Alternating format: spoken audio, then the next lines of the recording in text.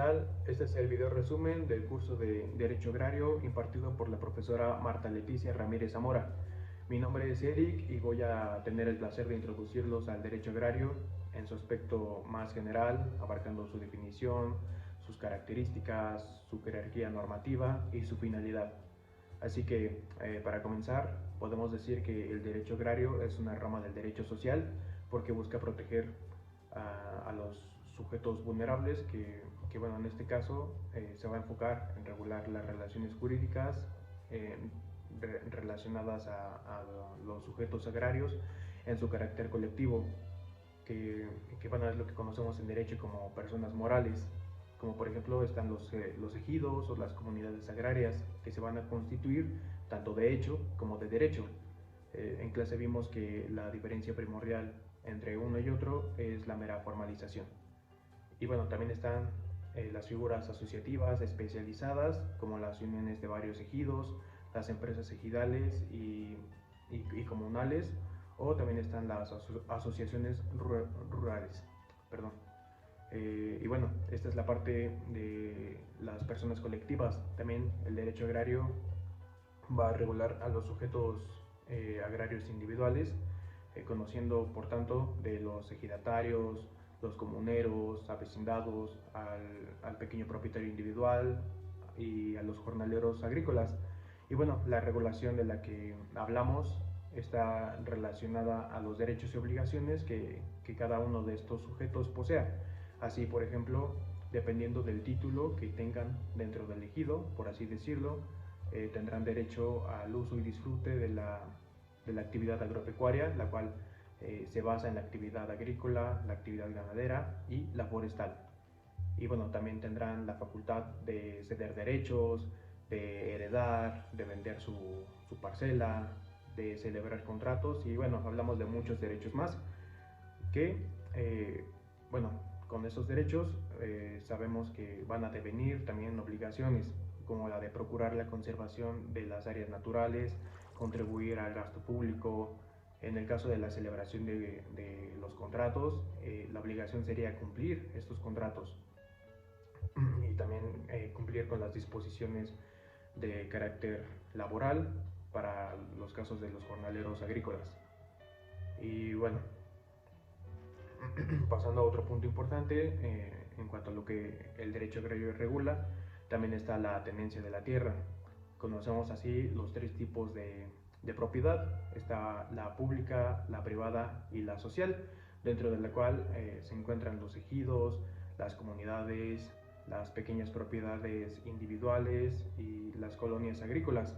Y relacionado a ello tenemos la explotación, tanto individual como colectiva. En clase ya habíamos visto que la explotación en el derecho agrario se refiere a las formas en que se lleva a cabo la utilización de la tierra y bueno, la gestión también de los recursos agrarios. Estas dos modalidades representan enfoques diferentes en cuanto a la propiedad y operación de las actividades agrícolas. Hablamos así que la explotación individual, por ejemplo,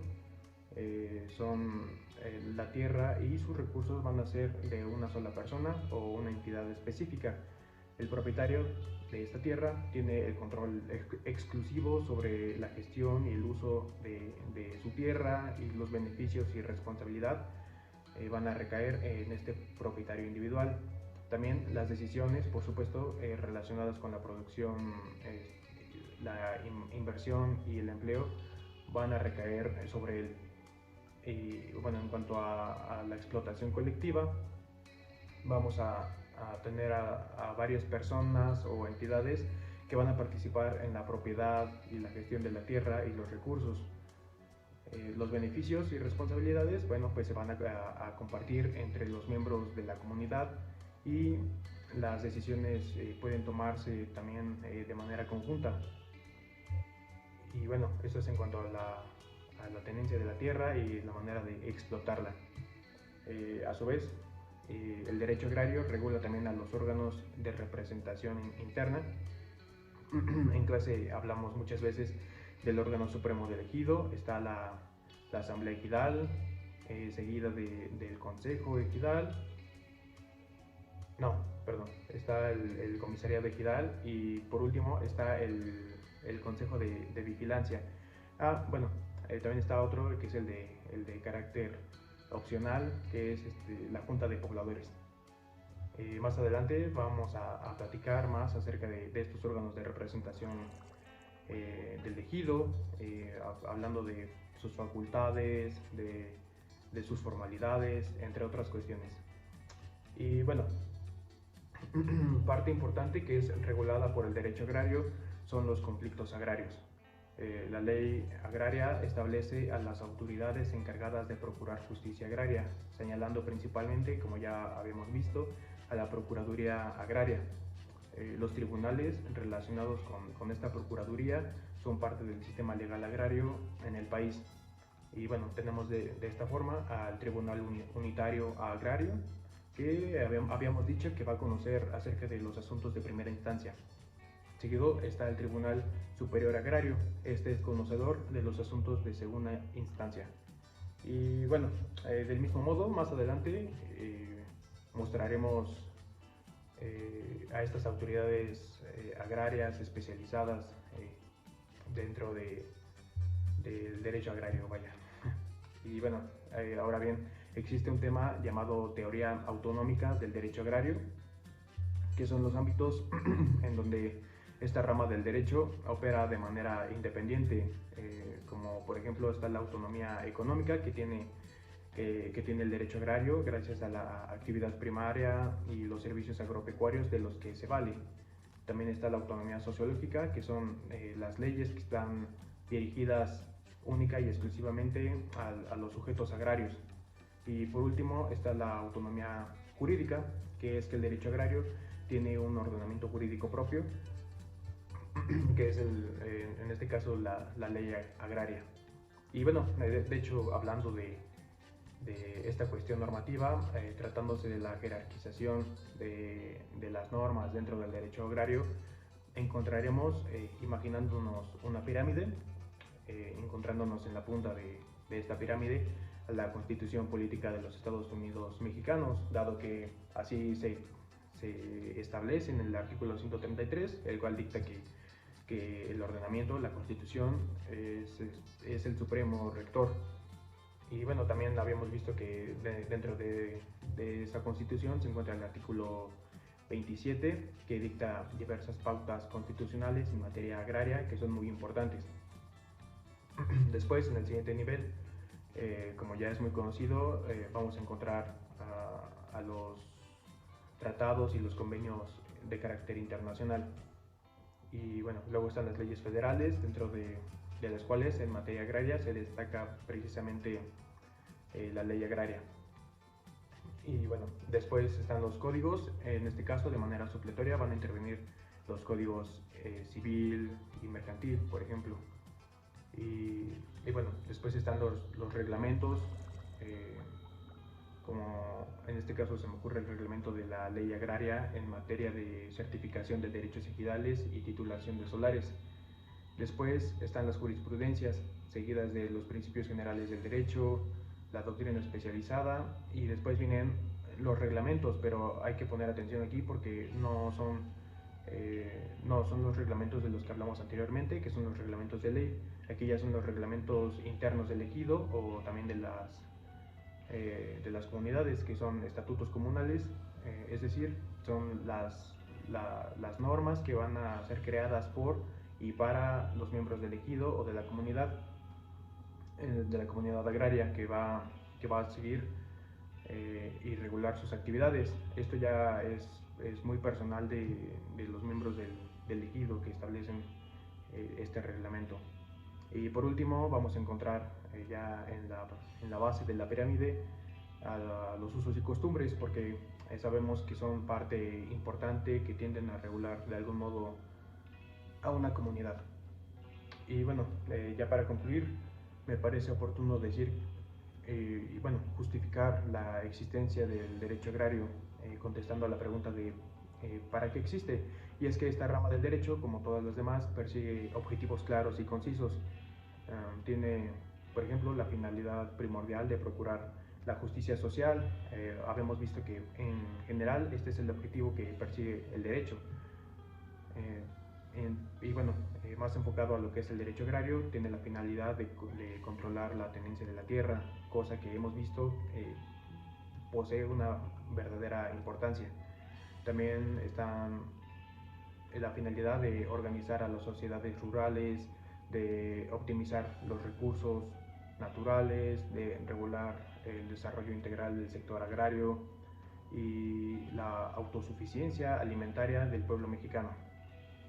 Así que bien, una vez establecidas estas generalidades del derecho agrario, quiero agradecer y ceder en este momento la palabra a mis compañeros que van a adentrarnos más a detalle acerca de los temas que aquí tratamos.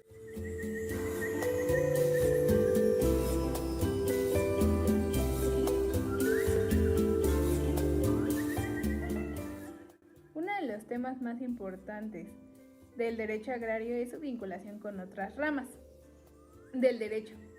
En orden jerárquico, la más importante lo podemos considerar en el derecho constitucional.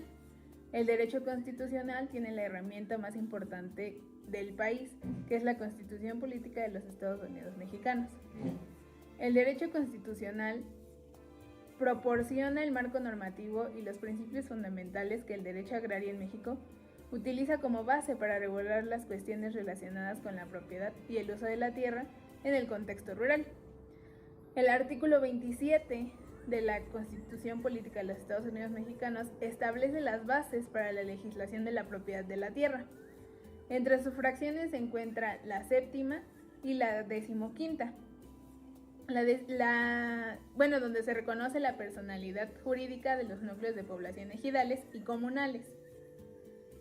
En siguiente orden tenemos al derecho administrativo, que regula la organización, funcionamiento y acciones de la administración pública. La vinculación entre el derecho administrativo y el derecho agrario radica en la regulación de la administración y estas dependencias que se encargan de regular el derecho agrario. Uno de los ejemplos claros es el artículo 41 de la Ley Orgánica de la Administración Pública, en su fracción 1, que establece las funciones de la Secretaría de Desarrollo Agrario, Territorial y Urbano, que es una de las dependencias más importantes que regula el derecho agrario. Y entre sus funciones de esta dependencia se tiene la regulación de la propiedad agrícola y sus diversas figuras que la ley respectiva reconoce en los ejidos. En segunda instancia tenemos al derecho civil, que regula las relaciones y conflictos entre los individuos, tanto en su vida personal como patrimonial. Y en la vinculación con el derecho agrario, tenemos que radica en la necesidad de aplicar normas generales de relaciones privadas junto con los particulares, agrarios y rurales, que requieren una regulación específica.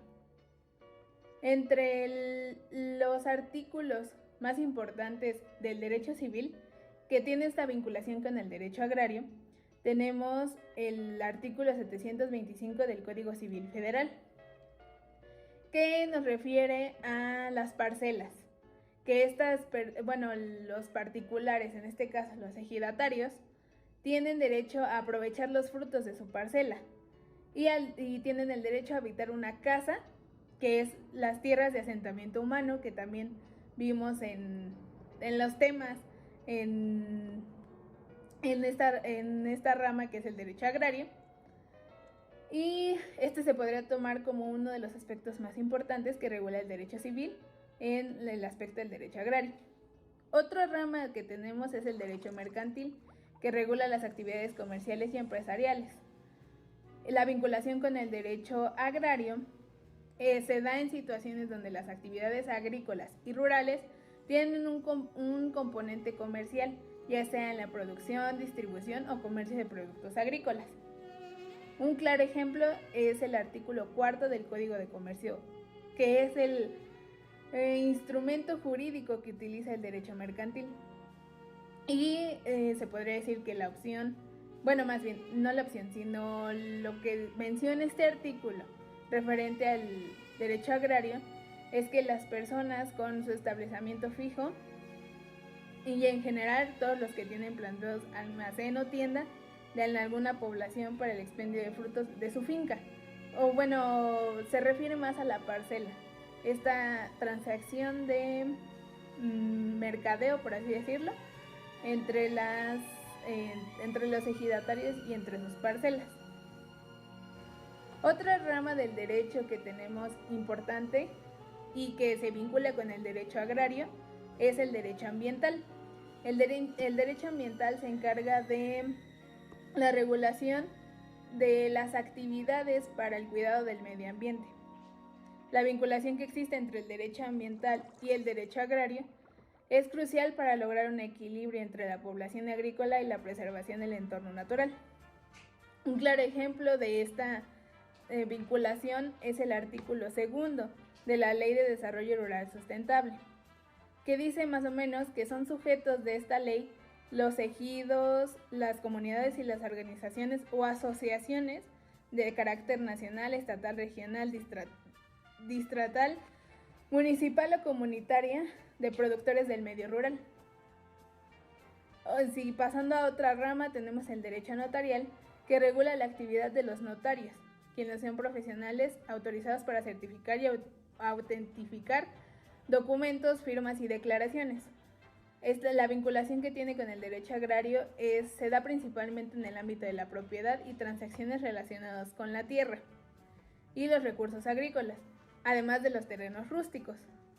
Y un claro ejemplo de la vinculación con esta rama del derecho es el artículo 3 de la Ley del Notariado de la Ciudad de México, donde especifica todos los actos que debe de firmar un notario. Y entre estos está la certificación de las tierras y los terrenos rústicos. En el derecho laboral, pasando a otra rama, vinculada o importante en todas las ramas del derecho, tenemos al derecho laboral, que se encarga de regular las relaciones entre empleados, trabajadores, patrones y sindicatos. Y la vinculación con el derecho agrario es que busca garantizar que los trabajadores agrícolas tengan protección legal adecuada y condiciones de trabajo justas. Y un ejemplo claro y sin más ni más del derecho agrario es el artículo 279 de la Ley Federal del Trabajo, donde menciona claramente que trabajadores del campo son los que ejecutan las labores propias de las explotaciones agrícolas, ganaderas, acuícolas, forestales o mixtas, al servicio de un patrón. Y los trabajadores del campo pueden ser permanentes, eventuales o estacionales. El artículo 27 de la Constitución Política de los Estados Unidos Mexicanos es una parte importante para la regulación del derecho agrario. No en todas sus fracciones, no en todas sus oraciones, no en todos sus apartados. Simplemente mencionaré algunos que son los más importantes. Para empezar, la propiedad de las tierras y aguas comprendidas dentro de los límites del territorio nacional corresponden originalmente a la nación. Enfocándonos al derecho agrario, menciona estos núcleos agrarios y que las pequeñas propiedades individuales son parte del territorio nacional y su dominio corresponde a la nación. Otra parte menciona que las expropiaciones en materia agraria, y esto podremos tomarlo como premisa constitucional, además de la descripción del procedimiento. Continuando, tenemos la política pública para el desarrollo agropecuario, y en su eje rector, la reforma protege al ejido. En su fracción cuarta, nos habla sobre este derecho de asociación con limitación en la extensión de tierra acorde al objeto social, las figuras asociativas especializadas en materia agraria. Y en el eje rector tenemos la reforma revierte el minifundio y evita el regreso del latifundio. En su fracción séptima tenemos el reconocimiento estatal de la existencia de los núcleos agrarios y el efecto jurídico, o sea, hay personalidad jurídica, además de que los sujetos tienen derechos y obligaciones, son sujetos de derechos y obligaciones, y su protección a la propiedad. En esta parte encontramos las tierras para el asentamiento humano y las tierras parceladas. Otra parte tenemos a los grupos indígenas, que es una protección especial, y como eje rector tenemos la reforma promueve justicia para el campo. En otra parte tenemos la protección y regulación al aprovechamiento del patrimonio, las tierras divididas de acuerdo a su finalidad, cuyos titulares sean los núcleos agrarios. En esta parte tenemos un eje rector importante, que es que la reforma permite que los campesinos sean sujetos y no objetos del cambio. Otra parte importante de esta fracción es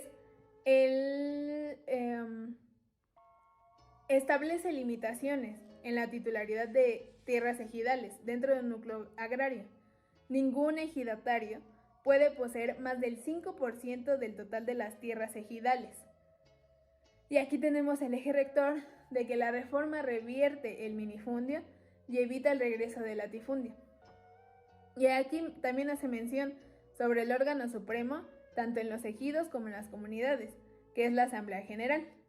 Además de que hace en pequeña mención al comisariado ejidal, quien ejecuta las decisiones de la Asamblea.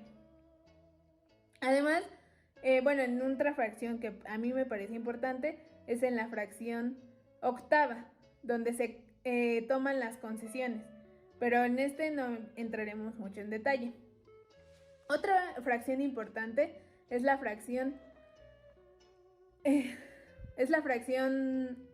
decimoquinta, en donde se habla de que quedan prohibidas las grandes propiedades de tierra.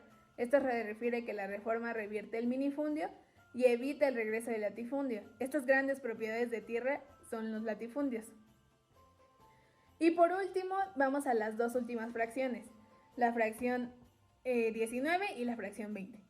En la fracción 19 tenemos una parte importante en donde el Estado dispondrá las medidas para la expedita y honesta importación de la justicia agraria. Aquí ya nos vamos con la justicia agraria.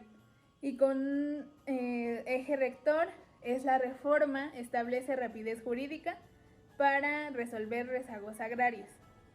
Y la reforma promueve justicia y libertad para el campo. Y aquí una dependencia importante u organismo que habla o se encarga del derecho agrario es la Procuraduría Agraria. Nada más y más que eso, es un órgano para procurar justicia agraria. Y por último tenemos la fracción 20, en donde el Estado busca el desarrollo rural completo para crear empleos y asegurar el bienestar de la población agrícola, incorporándolos al progreso nacional. Aquí tenemos dos ejes rectores. La reforma promueve la capitalización del campo y comprometemos recursos presupuestales crecientes al campo. Entonces se podría decir que estas son algunas partes del artículo 27 que son importantes para el derecho agrario y regulan al derecho agrario.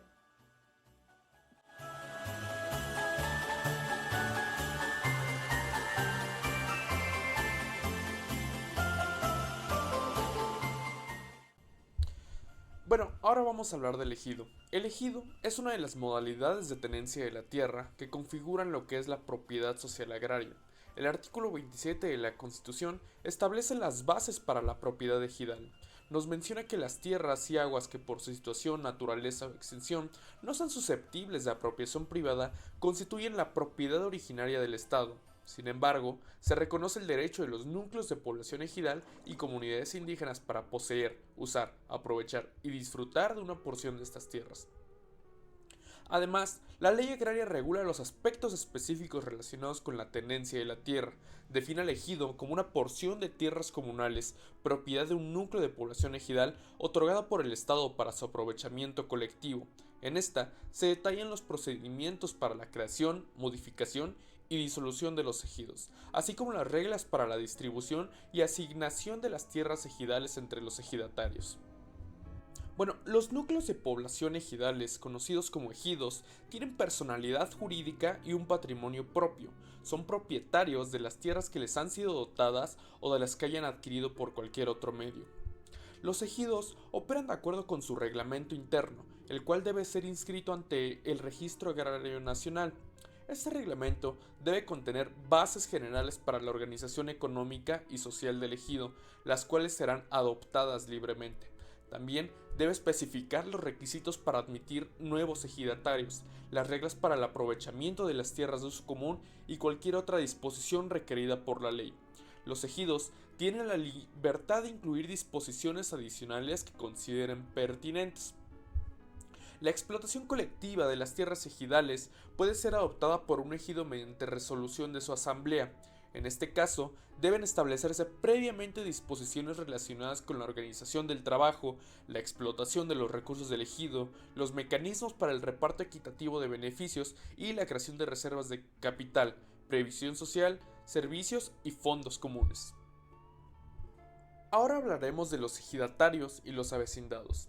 Se entiende como ejidatario aquel sujeto agrario integrante del núcleo ejidal mexicano, mayor de edad o de cualquier edad si tiene familia a su cargo, que cuente con certificado de derechos agrarios, certificado parcelario o de derechos comunes o, en su caso, sentencia o resolución expedida por el Tribunal Agrario.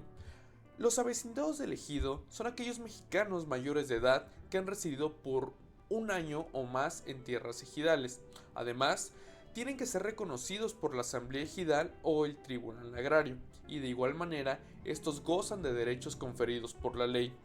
Es importante destacar que los ejidatarios no solo poseen tierras, sino que también tienen derechos específicos que garantizan su participación y beneficio en la comunidad ejidal.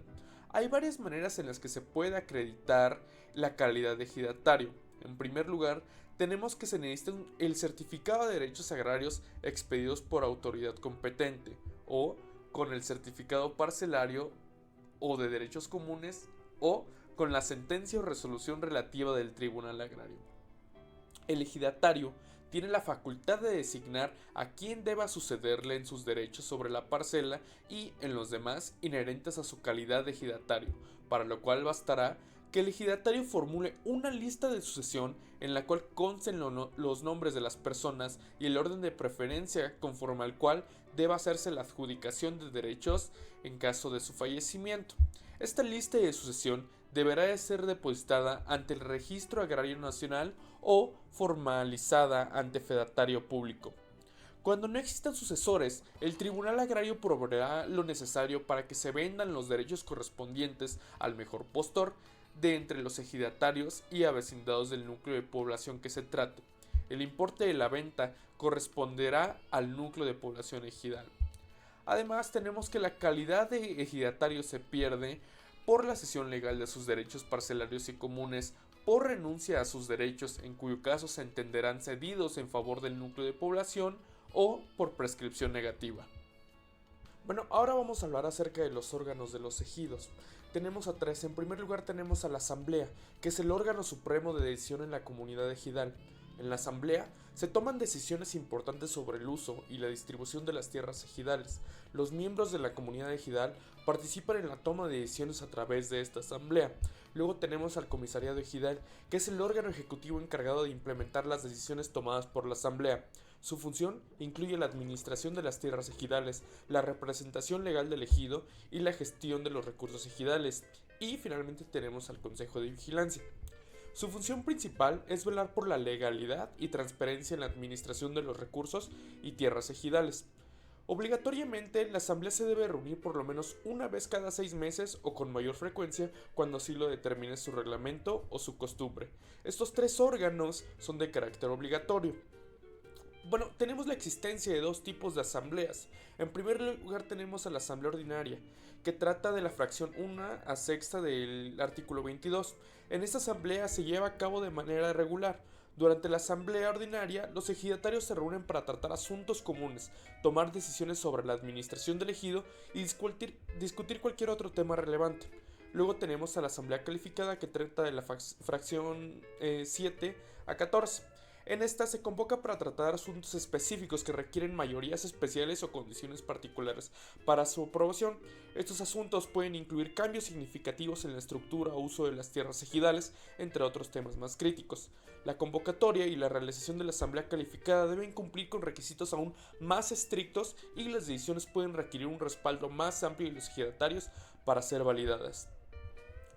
Bueno, Serán de la competencia exclusiva de la Asamblea los siguientes asuntos: la formulación y modificación del reglamento interno del ejido, la aceptación y separación de ejidatarios, así como sus aportaciones, los informes del comisariado ejidal y del consejo de vigilancia, así como la elección y remoción de sus miembros, las cuentas o balances, aplicación de los recursos económicos del ejido y otorgamiento de poderes y mandatos, la aprobación de los contratos y convenios que tengan por objeto el uso o disfrute por terceros de las tierras de uso común, la distribución de ganancias que arrojen las actividades del ejido, el señalamiento y delimitación de las áreas necesarias para el asentamiento humano, fondo legal y parcelas con destino específico, así como la localización y relocalización del área de urbanización, el reconocimiento del parcelamiento económico o de hecho y regularización de tenencia de posesionarios, la autorización a los ejidatarios para que opten el dominio pleno sobre sus parcelas y la aportación de las tierras de uso común a una sociedad en los términos del artículo 75 de la Ley Agraria, la delimitación, asignación y destino de las tierras de uso común, así como su régimen de explotación, la división del ejido o su fusión con otros ejidos, la terminación del régimen ejidal cuando, previo dictamen de la Procuraduría Agraria solicitado por el núcleo de población, se determine que ya no existen las condiciones para su permanencia, la conversión del régimen ejidal al régimen comunal, la instauración, modificación y cancelación del régimen de explotación colectiva y los demás que establezca la ley agraria o el reglamento interno del ejido.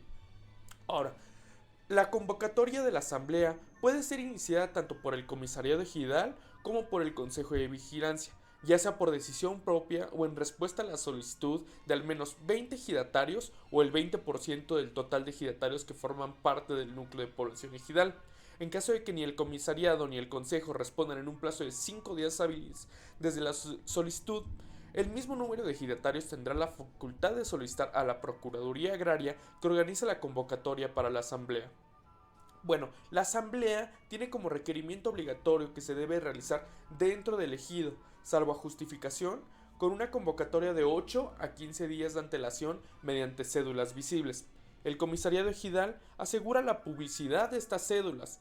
Para asuntos específicos, la convocatoria debe emitirse al menos con un mes de antelación, es decir, cuando sea asamblea calificada. Y en caso de falta de quórum, se emite una segunda convocatoria y la asamblea se celebra en un plazo de 8 a 30 días desde su emisión. La asamblea debe instalarse válidamente con al menos la mitad más uno de los ejidatarios en la primera convocatoria. Sin embargo, si se tratan de asuntos específicos o en una asamblea ordinaria, se requiere la presencia de al menos 3/4 partes de los ejidatarios. En convocatorias subsiguientes, la asamblea será válida sin importar el número de ejidatarios presentes, excepto en el caso de asuntos específicos, donde se necesita la presencia de la mitad más uno de los ejidatarios para su instalación. Las resoluciones que se tomen en la asamblea se tomarán válidamente por mayoría de votos de los ejidatarios presentes y serán obligatorias para los ausentes y disidentes. En caso de empate, el presidente del comisariado ejidal tendrá voto de calidad. Cuando se trata de alguno de los asuntos señalados en las fracciones séptima a 14ª del artículo 23 de la Ley Agraria, se requerirá el voto aprobatorio de las 2/3 partes de los asistentes a la asamblea. Bueno, la asamblea calificada es obligatoria la presencia de un representante de la Procuraduría Agraria y de un fedatario público. La persona que emita la convocatoria debe informar a la Procuraduría con la misma antelación en los términos de las convocatorias y facilitar la asistencia del fedatario público. La Procuraduría Agraria verifica que la convocatoria cumpla con los requisitos establecidos en el artículo 25 de la Ley Agraria y las asambleas que se reúnan en violación de estas disposiciones serán consideradas como nulas. Bueno, cuando la asamblea decida poner fin al régimen ejidal, el acuerdo correspondiente se publicará en el Diario Oficial de la Federación y en el periódico local de mayor circulación. Después de cumplir con las obligaciones pendientes, las tierras ejidales asignarán en pleno dominio a los ejidatarios según sus derechos, a menos que se trate de bosques o selvas tropicales. La asignación individual de tierras no superará los límites establecidos para la pequeña propiedad y en caso de que sean excedentes de tierra o áreas forestales, estas pasarán a ser propiedad de la nación.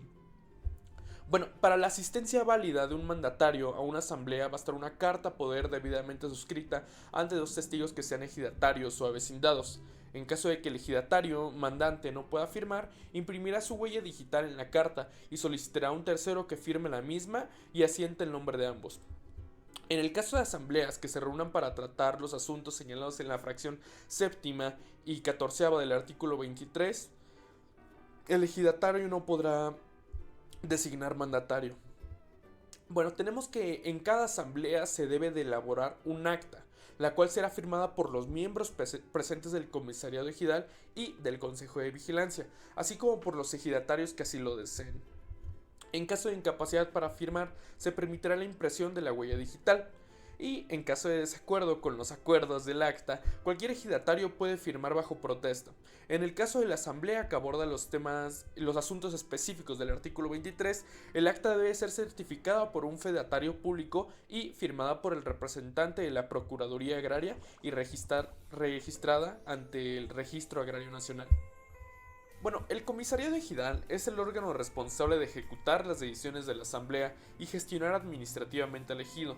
Está compuesto por un presidente, un secretario y un tesorero, junto con sus respectivos suplentes. El reglamento interno especificará las funciones de cada miembro y en ausencia de disposiciones específicas se entenderá que los integrantes trabajarán de manera conjunta. Son facultades y obligaciones del comisariado representar al núcleo de población ejidal y administrar los bienes comunales del ejido en los términos que fije la asamblea, con las facultades de un apoderado general para actos de administración y pleitos y cobranzas. Procurar que se respeten estrictamente los derechos de los ejidatarios, convocar a la asamblea en los términos de la ley, así como cumplir los acuerdos que dicten las mismas. Dar cuenta a la asamblea de las labores efectuadas y del movimiento de fondos, así como informar a ésta sobre los trabajos de aprovechamiento de las tierras de uso común y el estado en que se encuentren, y las demás que señalen la ley agraria y el reglamento interno del ejido. Es importante mencionar que los miembros del comisariado ejidal que se encuentren en funciones estarán completamente incapacitados de adquirir tierras u otros derechos ejidales a menos que sean adquiridos por herencia. El Consejo de Vigilancia estará constituido por un presidente y dos secretarios y sus respectivos suplentes y operará conforme a sus facultades y de acuerdo con el reglamento interno. Si éste nada dispone, se entenderá que sus integrantes funcionarán conjuntamente. Son facultades del Consejo de Vigilancia vigilar que los actos del comisariado se ajusten a los preceptos de la ley y a lo dispuesto por el reglamento interno o a la asamblea. Revisar las cuentas y operaciones del comisariado a fin de darlas a conocer a la asamblea y denunciar, en su caso, ante esta las irregularidades en que se haya incurrido el comisariado. Convocar asamblea cuando no lo haga el comisariado y los demás que señalen la ley agraria y el reglamento interno del ejido. Los miembros del comisariado y del Consejo de Vigilancia, así como sus suplentes, serán electos en asamblea. El voto será secreto y el escrutinio público e inmediato. En caso de que la votación se empate, se repetirá esta, y si volviera a empatar, se asignarán los puestos por sorteo entre los individuos que hubiesen obtenido el mismo número de votos.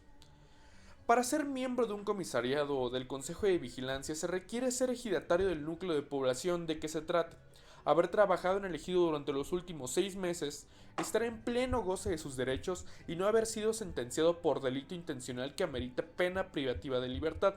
Asimismo, deberá trabajar en el ejido mientras dure su encargo. Los integrantes de los comisariados y de los consejos de vigilancia durarán en sus funciones 3 años. En adelante no podrán ser electos para ningún cargo dentro del ejido, sino hasta que haya transcurrido un lapso igual a aquel en el que estuvieron en el ejercicio del mismo. Si al término del periodo para el que haya sido electo el comisariado ejidal no se ha celebrado elecciones, sus miembros propietarios serán automáticamente sustituidos por los suplentes.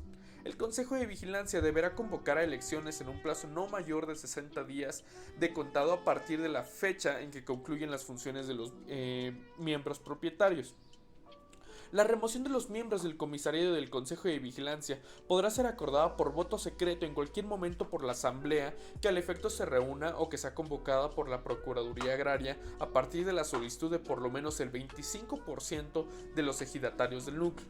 Como órgano de participación de la comunidad, podrá constituirse en cada ejido una junta de pobladores. Es importante mencionar que a diferencia de la asamblea, del comisariado y del consejo, este es un órgano de carácter opcional.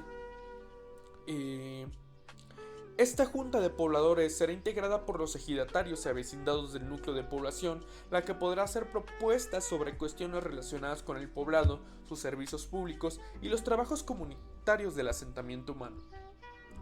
La integración y funcionamiento de las juntas de pobladores se determinará en el reglamento que al efecto elaboren los miembros de la misma y podrá incluir las comisiones que se juzguen necesarias para gestionar los intereses de los pobladores.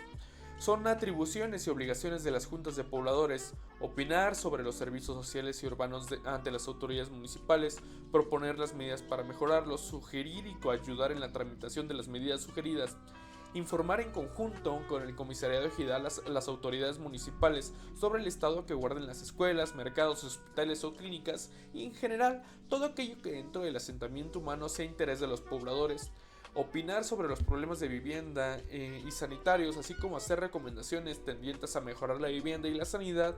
Dar a conocer a la asamblea del ejido las necesidades que existan sobre solares urbanos o los pendientes de regularización y las demás que señale el reglamento de la Junta de Pobladores, que se limitan a cuestiones relacionadas con el asentamiento humano y que no sean contrarias a la ley ni a las facultades previstas por la ley agraria para los órganos del ejido. Bueno, ahora pasaremos a hablar del patrimonio elegido.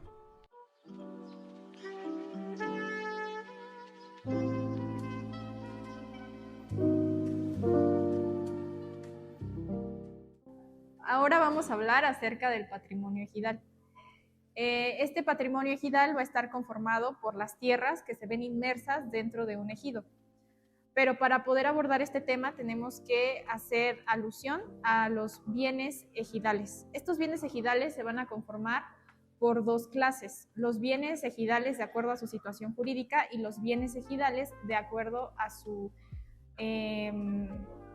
destino. Entonces, principalmente los bienes ejidales por su situación jurídica se van a subdividir en dos clases más, que van a ser aquellos de las tierras formalmente parceladas y de las tierras que son destinadas para el parcelamiento económico o de hecho. Dentro de las primeras, de las tierras formalmente parceladas, se caracterizan porque son de los titulares del ejido, es decir, de los ejidatarios. Y esta titularidad se va a otorgar por medio de acuerdo de la asamblea, que es un órgano de representación interna del ejido, que ya se abordó por mis compañeros. Ahora bien, los bienes ejidales de acuerdo a su destino van a ser aquellos de los que vamos a hablar y de los que nos compete en este caso, que son las tierras para asentamiento humano, las tierras de uso común y las tierras parceladas. Antes de iniciar a profundizar en estas tierras, en este tipo de tierras, vamos a hacer referencia a los bienes ejidales por su situación jurídica de acuerdo a las tierras de parcelamiento económico o de hecho. Estas van a ser todas aquellas, a excepción de las que estén destinadas a los núcleos del poblado ejidal y también a aquellas que están destinadas para el asentamiento humano. Ahora sí, ya entrando en la materia, que son las tierras que nos competen, las de asentamiento humano, uso común y las tierras parceladas. Vamos a empezar a explicar las generalidades de las tierras de asentamiento humano. Para esto tenemos que saber que este tipo de patrimonio ejidal está regulado en la legislación agraria, en la ley agraria, del artículo 46 al 51. Entonces, las tierras de asentamiento humano van a ser aquellas que van a ser destinadas para el desarrollo de la vida comunitaria del ejido. Esto es que van a tener una zona de urbanización y un fondo legal. En la zona de urbanización se va a ver inmerso lo que va derivado hacia los servicios públicos, hacia las calles, las vías de comunicación, las viviendas. Y ahora, como fondo legal, vamos a entender que es todo aquello que se destina para el asentamiento humano, es decir, donde los ejidatarios construyen sus viviendas, aunque este fondo legal ha sufrido modificaciones en su definición con el paso de los años, porque en la colonia se consideraba que el fondo legal eran esas tierras parceladas, o más bien esas parcelas que se destinaban a los ejidatarios. Dentro de estas tierras de asentamiento humano también van a estar inmersas las parcelas escolares. Esta parcela escolar va a cumplir actividades como la divulgación, la enseñanza, la impartición de conocimiento para que se permita un uso y ese uso sea eficiente, para que se propicie a que dentro del campo las actividades puedan ser reguladas de una mejor manera para una mejor producción. Dentro de estas tierras de asentamiento humano también van a estar inmersas una unidad agrícola industrial de la mujer. Esta unidad agrícola industrial de la mujer va a generar capacitación para las mujeres y también va a haber un centro de salud para la atención médica. Y por último va a haber una unidad para el desarrollo integral de la juventud. Esto con el fin de propender a un desarrollo de los jóvenes, en este caso de este núcleo poblacional que es el ejido. Ahora, también va a estar compuesta por terrenos en donde se van a ubicar todos los anteriores, pero también va a haber un núcleo de población donde se va a poder optar o se va a poder aportar, es decir, en este núcleo de población ejidal lo que va a poder hacer es destinar este tipo de tierra, una pequeña parte va a poder ser destinada a los municipios o a las entidades correspondientes. Esto con el fin de que sirvan como servicios públicos. Pero para que esto pueda darse de una manera correcta, pues va a tener que haber intervención de la Procuraduría Agraria. Esto con la finalidad de que esta Procuraduría, supervise que efectivamente estas tierras están siendo destinadas a estos servicios públicos a beneficio de todo el núcleo poblacional. También la asamblea va a poder, es la encargada, o dentro de sus facultades va a estar el construir zonas de urbanización, y dentro de esta construcción pues también va a tener que estar inmersa su constitución, ¿no? La constitución de estas zonas de urbanización y de su reserva de crecimiento. Pero una vez que ya son constituidas estas dos clases de tierras, lo que va a pasar es que la asamblea va a tener que separar las superficies necesarias para los servicios públicos de la comunidad y posteriormente sean destinadas. Es decir, tiene que haber una correcta organización de la asignación de estas tierras. Dentro de las tierras de asentamiento humano también va a haber destinación de una parcela para la unidad productiva de desarrollo integral. Esta unidad productiva de desarrollo integral va a tener inmersas ciertas actividades sociales, culturales, económicas, recreativas. Esto con la finalidad de que los hijos de los sujetos agrarios, es decir, los ejidatarios, los comuneros y los avecindados, tanto los mayores de 14 años como los menores de 29 años, puedan lograr una inserción plena, sana y eficiente para realizar las actividades dentro del campo. Ahora vamos a pasar a las tierras de uso común. Estas tierras van a ser caracterizadas por ser el sustento económico del ejido, y van a estar conformadas por tierras que no son ni reservadas para parcelas ni tampoco para asentamiento humano. Por lo tanto, van a tener características innatas, las cuales son tierras inalienables, imprescriptibles e inembargables. Inalienables porque no son susceptibles de enajenación, es decir, no pueden ser cedidas, no pueden ser vendidas y no pueden ser donadas. En este caso son imprescriptibles porque no están sujetas a un plazo para que pierdan el derecho del uso, de los sujetos agrarios.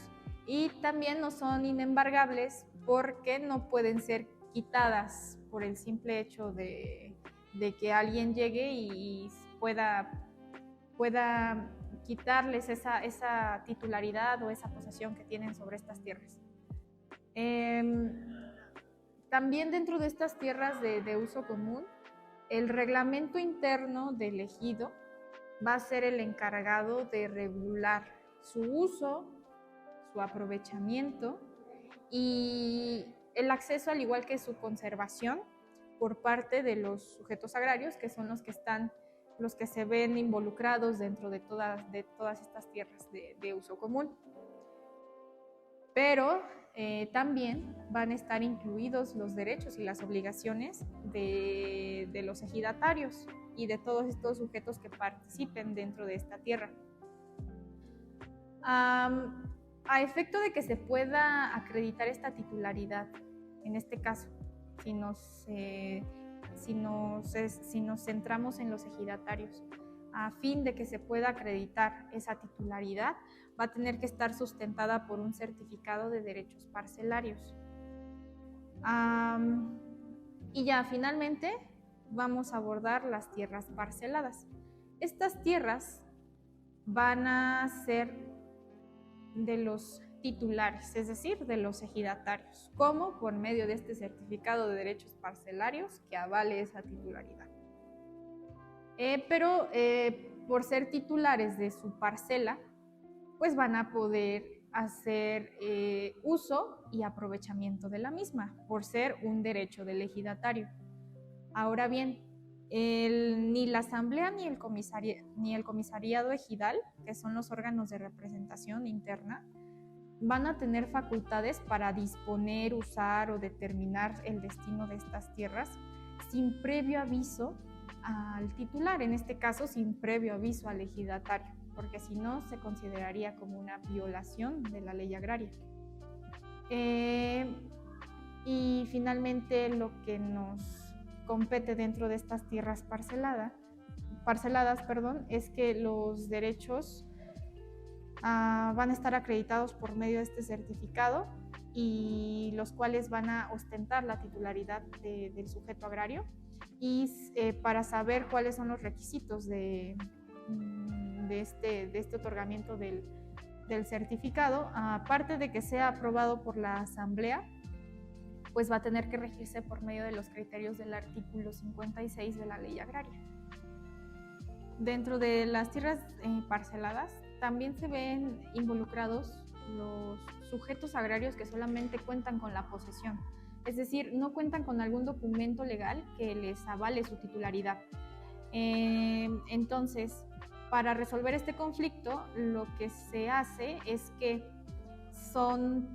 van a considerarse como titulares de solares urbanos. Los solares urbanos son igual una porción de tierra destinada para estos sujetos agrarios, que con el uso, el aprovechamiento y el cuidado que ellos le han dado con el pasar de los años, se les puede acreditar esa posesión. Pero para que se acredite esta posesión necesitan contar con algunos de los siguientes documentos, ya sea algún certificado de derechos sobre el solar urbano, un contrato de cesión de derechos o bien de compraventa, una constancia ejidal que avale la calidad de poseedor del solar urbano o en su defecto cualquier documento que permita establecer la posesión. Sin embargo, en muchos casos, en la realidad, pues se ve que estos sujetos no cuentan con ninguno de estos documentos, por lo que la única manera para proceder es que se le pida a la asamblea, a este órgano de representación, que les reconozca esa posesión.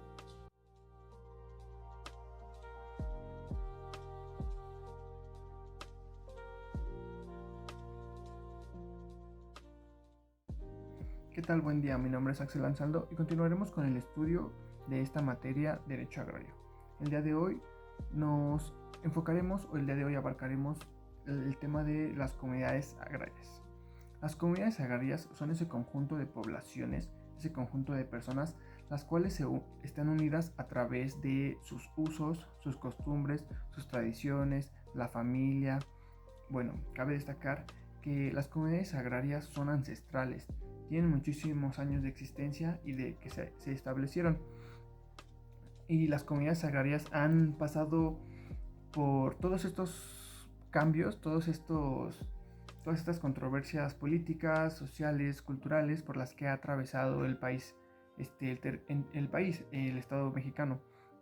Es importante hablar de esto porque han sobrevivido a estos cambios y bueno, cuentan con una riqueza cultural en conocimientos, en tierras, las comunidades, también llamadas comunidades indígenas, comunidades originarias, comunidades étnicas, y por no dejarlo a un lado, y es importante mencionarlo, las comunidades que se conforman por afromexicanos, que en los últimos años han sido consideradas y tienen sus bases en la Constitución Política de los Estados Unidos.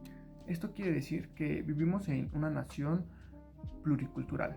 Existen muchas culturas, existen muchas personas con ideas diversas, con posturas ideológicas cambiantes, pero que al final del día en estas comunidades comparten todo este tipo de cosas que hemos mencionado. Y bueno, entonces quedamos en que la comunidad agraria es un conjunto de personas que viven en el medio rural y comparten tradiciones, usos y costumbres. Y bueno, esto se conforma por el conjunto de tierras, bosques y aguas de estas zonas. Y bueno, el reconocimiento a su personalidad jurídica y consecuente a de reconocerse las consecuencias jurídicas del reconocimiento, son un tema importante y amplio, el cual vamos a llevar a cabo en este video. No sin antes mencionar que las comunidades y sus bienes fueron reconocidas mediante acciones de restitución, confirmatorias o de titulación de sus tierras. Y bueno, esto quiere decir que las comunidades son indescriptibles, inembargables e inalienables. Con esto, se nos abre un panorama un poquito más claro acerca de lo que son las comunidades. Y antes de entrar de lleno a los efectos jurídicos, bueno, más bien antes de entrar de lleno al reconocimiento, las acciones que se necesitan para un reconocimiento de la comunidad, cabe mencionar que existen poblados indígenas que no tienen el interés de formar una comunidad. Existen este conjunto de personas que no les interesa, a pesar de cumplir con los requisitos, con todas las características, no se quieren estar sujetas al derecho agrario. Y bueno, entraremos al estudio del artículo 98, solo por mencionarlo, de la ley agraria, el cual nos menciona el reconocimiento legal de la comunidad. Es decir, en su fracción primera nos dice que se puede reconocer mediante una acción agraria de restitución para las comunidades despojadas de su propiedad. Esto tiene relación con lo primero que le decía, porque lo que pasó aquí es que al principio, en la llegada de los españoles, muchas personas, muchas comunidades fueron despojadas de sus tierras, fueron robadas, se les extrayeron. Entonces todas estas personas tienen la posibilidad, o tuvieron la posibilidad, o incluso actualmente tienen la posibilidad de demandar esa violación a sus derechos, y mediante una demanda que puede ser interpuesta en el Tribunal Agrario, en una Procuraduría, se le puede regresar ese derecho de sus tierras, ya sea total o parcial. Incluso no solamente hablamos de que en esos años, en esa época, se les quitaron las tierras a todas estas personas. Estamos hablando en la llegada de los españoles, incluso en la Revolución. También actualmente existen estos problemas como por un ejemplo, con las empresas, o con algún político, algunas ideas políticas que se dedican a todo este tipo de cosas. Bien, en su fracción 2 nos dice que también se puede mediante un acto de jurisdicción voluntaria promovido por quienes guardan el estado comunal. Esto es importante decir que esto se puede siempre y cuando nadie se oponga, nadie pelee esa tenencia de la tierra, y cuando esto pase, los comuneros ya pueden acudir al RAN para inscribirse como una comunidad y así obtener la certificación. Y en su fracción 3 nos dice la resolución de un juicio promovido por quienes conserven el estado comunal. cuando existe un litigio. El Tribunal Agrario actualmente, el Tribunal Unitario Agrario, es el único facultado para reconocer la personalidad jurídica de alguna comunidad. Esto es lo más relevante de esta fracción. Y por último, en su fracción cuarta nos dice que el procedimiento de conversión de ejido a comunidad.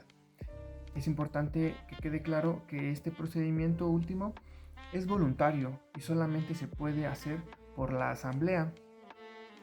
Una vez que se haya hecho esto, se puede acudir a los registros del RAN, así como también acudir a los registros de la propiedad pública. Y bueno, al RAN se van a inscribir cuando ya sean reconocidas legalmente como una comunidad. Cuando esto suceda, adquieren efectos jurídicos del reconocimiento de tal comunidad. El primero de ellos es la personalidad jurídica del núcleo de población y su propiedad sobre la tierra. Esto quiere decir que legalmente existe una persona moral que se está sujetando al régimen del derecho agrario, este derecho social. Y bueno, su patrimonio propio. Esto enfoca la razón del ser de la comunidad, ¿no? Porque eso es lo que los hace ser una comunidad. Aquí, dentro de su patrimonio propio, es donde ellos realizan sus actividades, donde ellos se desarrollan y donde ellos tienen justamente esta interacción social. Como segundo efecto, tenemos la existencia del Comisariado de Bienes Comunales, que es un órgano de representación y gestión administrativa de la Asamblea y de los comuneros. En los términos de su estatuto, que esto es importante, de su estatuto comunal y sus costumbres. Es decir, toda comunidad tiene un gobierno dentro de un gobierno interno, toda comunidad tiene un gobierno interno dentro de sus tierras, pero este gobierno interno no los representa, para nada los representa. La comunidad es representada así por el presidente comisariado comunal, el cual tomará todas estas acciones, llevará a cabo todas esas directrices de gestión junto con la asamblea. No decide él, deciden todos, pero él es el órgano representativo.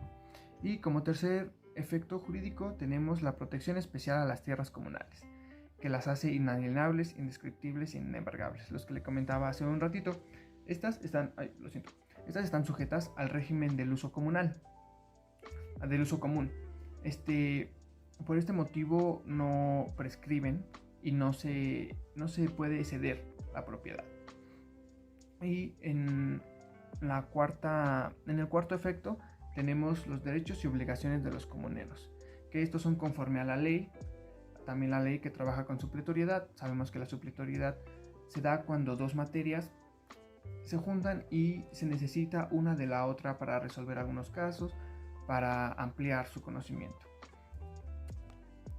Una vez que enuncié el reconocimiento que lo regula el artículo 98 de la Ley Agraria, así como los efectos jurídicos que lo regula el artículo 99 de esta misma ley, es importante que haya quedado claro acerca de este reconocimiento legal, personalidad jurídica, los órganos de representación, y me permitiré hablarle un poquito más acerca de la protección de las tierras comunales. Estas tierras comunales, que ya como les dije son indescriptibles, inembargables e inalienables, lo cual quiere decir que no pueden ser vendidas, transferidas, ocupadas por terceros, ni se les pueden extinguir sus derechos por el paso del tiempo, al menos que se cumplan algunos requisitos que también se especifican en la ley. Si se cumplen esas condiciones, puede que que suceda esto. Y bueno, ahora, el uso y división de tierras de la comunidad agraria tiene el poder de determinar su uso y sus tierras, que se dividen en diferentes propósitos. Y bueno, estas también se pueden dividir y pueden establecerse sociedades civiles o sociedades mercantiles, que es donde entra la supletoriedad de la cual hablaba hace un momento. Y bueno, ahora, los derechos individuales de los comuneros. Los comuneros tienen derechos individuales sobre parcelas de tierra, y pueden ceder sus derechos a familiares y a vecindados. La asamblea de comuneros, que es un órgano representativo, es por cómo se estructura, establece las reglas para el aprovechamiento de los bienes del uso común. Y bueno, la organización interna de las comunidades agrarias.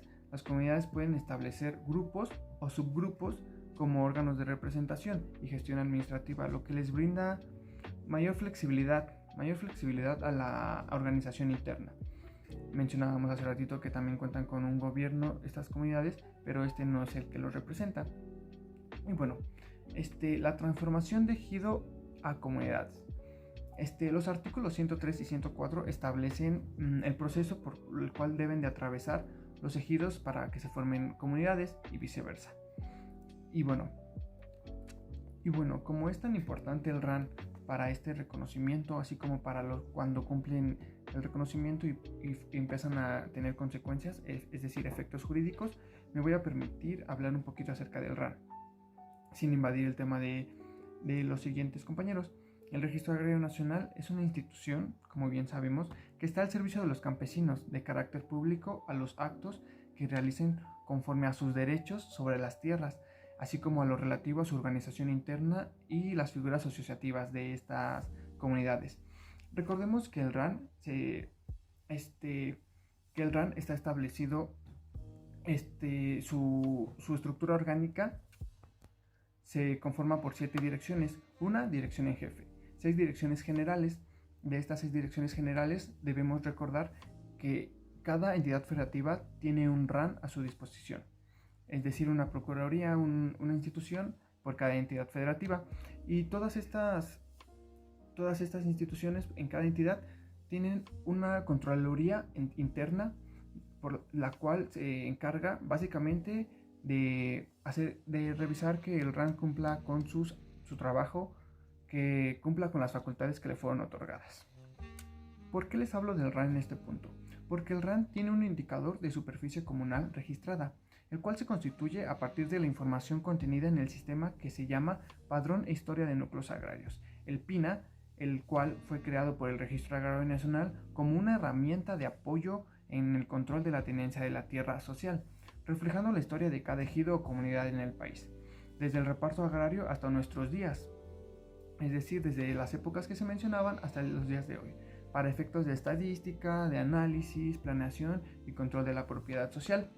Y bueno, como un dato relevante, en el PINA se plasma información estadística de todas las acciones y procedimientos agrarios que se crean, se modifican o se extinguen en la superficie de los núcleos agrarios, ya sean en ejidos o comunidades, desde su creación, ya sea por la resolución presidencial, decretos de expropiación, y así como también las sentencias de los tribunales agrarios, la Constitución y los acuerdos de asamblea. Es decir, básicamente, las comunidades agrarias son muy complejas y son muy importantes su estudio, su comprensión y la importancia en esta forma de tenencia de la tierra. Por último, me gustaría mencionar que las comunidades agrarias en su mayoría son comunidades indígenas, y recordemos que los pueblos indígenas, por su vulnerabilidad, cuentan con protección especial, tanto nacional como internacionalmente, por las legislaciones. Y bueno, me gustaría por último mencionar algunas diferencias de la comunidad y del ejido. Algunas de sus diferencias podrían ser: una diferencia importante es justamente esto, que las comunidades agrarias tienen años de antigüedad, por eso muchas de estas tienen todavía muchas tradiciones, cuentan con centros ceremoniales, mientras que el ejido es un poco más nuevo. Estamos hablando de los años 50, los años 80, cuando se empezaron a dar todos estos ejidos. Otra diferencia es que son muy pocas comunidades en el país. Estamos hablando de que son unas 2.400 comunidades, mientras que ejidos son más de 30.000 ejidos en el territorio. Otra diferencia es justamente esta importancia de que en las comunidades agrarias existen muchas comunidades, mucha población indígena, por eso es esta protección especial a las comunidades, mientras que en los ejidos no hay tanta población indígena, pero sí existe. Una más que me gustaría agregar es que en las comunidades son más tierras de uso común, en su mayoría, mientras que en los ejidos todos son dueños de parcelas, casi todos tienen una parcela en dueños. Y esto sería todo por mi parte. Seguiremos con el estudio del derecho agrario y me despido. Que estén bien. Gracias.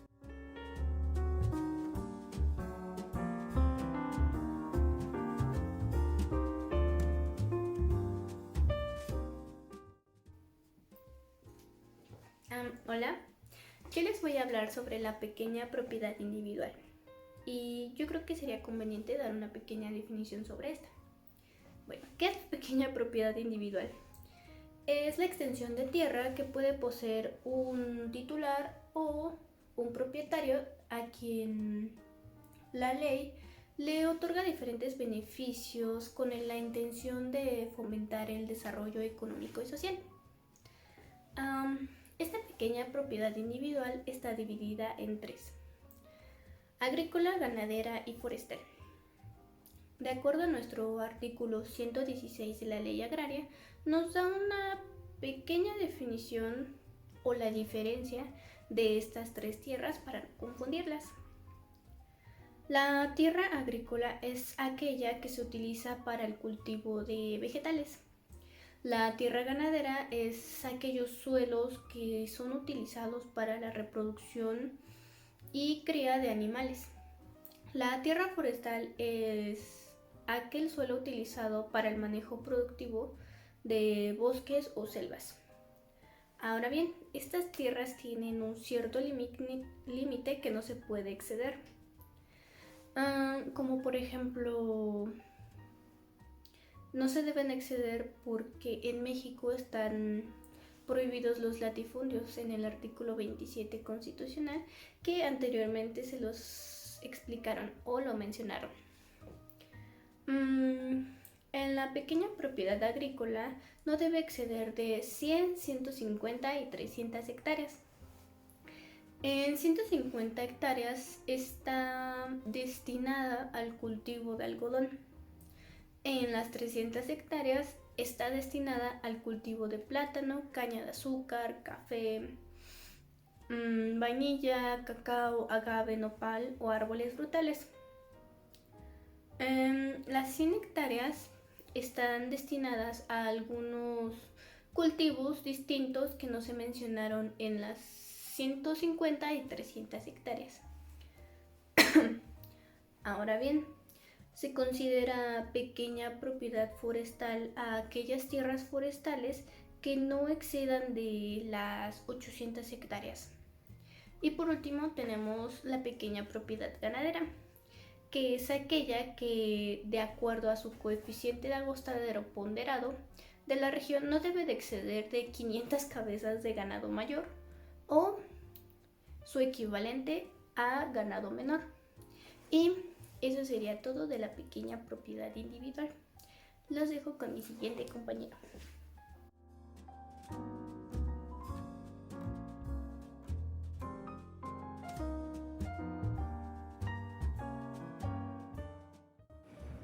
Hola, yo soy Witsil, soy número de lista 10 y en esta parte del video les voy a explicar las autoridades agrarias especializadas, comenzando por la Procuraduría Agraria. La Procuraduría Agraria es un órgano descentralizado de la Administración Pública Federal con personalidad jurídica y patrimonio propio, el cual está sectorizado en la Secretaría de la Reforma Agraria. Sus funciones tiene funciones de servicio social y se encarga de la defensa de los derechos de los ejidatarios, comuneros, sucesores de ejidatarios o comuneros, ejidos, comunidades, pequeñas propiedades, etc. Tiene como atribuciones coadyuvar y representar a las personas antes mencionadas, asesorarlas sobre sus consultas jurídicas planteadas por ellas, promover y procurar la conciliación de los intereses de esas personas, prevenir y denunciar ante la autoridad competente la violación de las leyes agrarias, estudiar y proponer las medidas encaminadas a fortalecer la seguridad jurídica del campo, denunciar el incumplimiento de las obligaciones o responsabilidades de los funcionarios agrarios o de los empleados de la Administración de Justicia Agraria. Después tenemos al Registro Agrario Nacional, mejor conocido como el RAN. Este Registro Agrario Nacional, como órgano desconcentrado de la Secretaría de la Reforma Agraria, es en el cual se escribirán los documentos en que consten las operaciones originales y las modificaciones o la modificación que sufra la propiedad de las tierras y de los derechos legalmente constituidos sobre la propiedad ejidal, más bien constituidos sobre la propiedad ejidal y la comunal. El Registro Agrario Nacional debe llevar clasificaciones alfabéticas de nombres de los individuos tenedores de acciones de serie T, serie Y y denominaciones de sociedades propietarias de las tierras agrícolas, ganaderas o forestales. Llevar clasificaciones geográficas de la ubicación de los predios de sus sociedades con indicaciones sobre su extensión, clase y uso. Registrar las operaciones que impliquen la cesión de derechos sobre tierras ejidales, así como los derechos de censos, así como la de los censos ejidales. Disponer el procesamiento y óptima disponibilidad de la información bajo su resguardo y participar en la regulación de la tenencia de la tierra ejidal y comunal. Tenemos por último los tribunales agrarios, pero para eso tenemos que entender que los juicios agrarios tienen por objeto sustanciar, dirimir y resolver las controversias que se susciten con motivo de la aplicación de las disposiciones contenidas en la ley agraria. Ahora, en la resolución de esas controversias, ahora sí entran los tribunales, los cuales se sujetarán al procedimiento previsto en la ley y quedarán en constancia de ella por escrito. Estos tribunales agrarios conocerán en la vía de jurisdicción voluntaria de los asuntos no litigiosos que les sean planteados y requieran la intervención judicial. Proveerán lo necesario para proteger los intereses de los solicitantes y de igual manera proveerán las diligencias precautorias necesarias para proteger a los interesados. Y esto es todo por mi parte. Muchas gracias.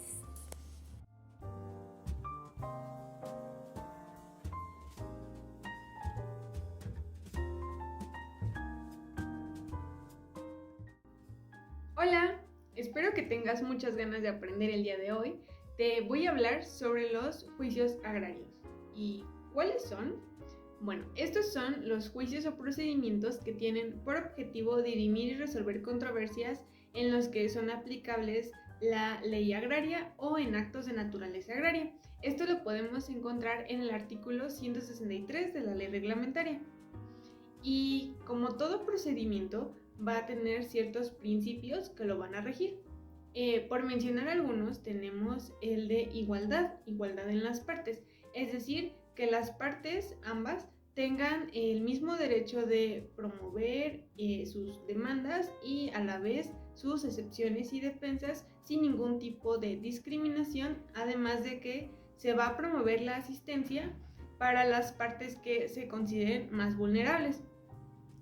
Por otro lado, tenemos el principio de legalidad. En este los tribunales se van a ajustar a lo que la ley dispone y a las facultades que les son otorgadas, siempre con una decisión que sea apegada a derecho. El siguiente sería el de publicidad.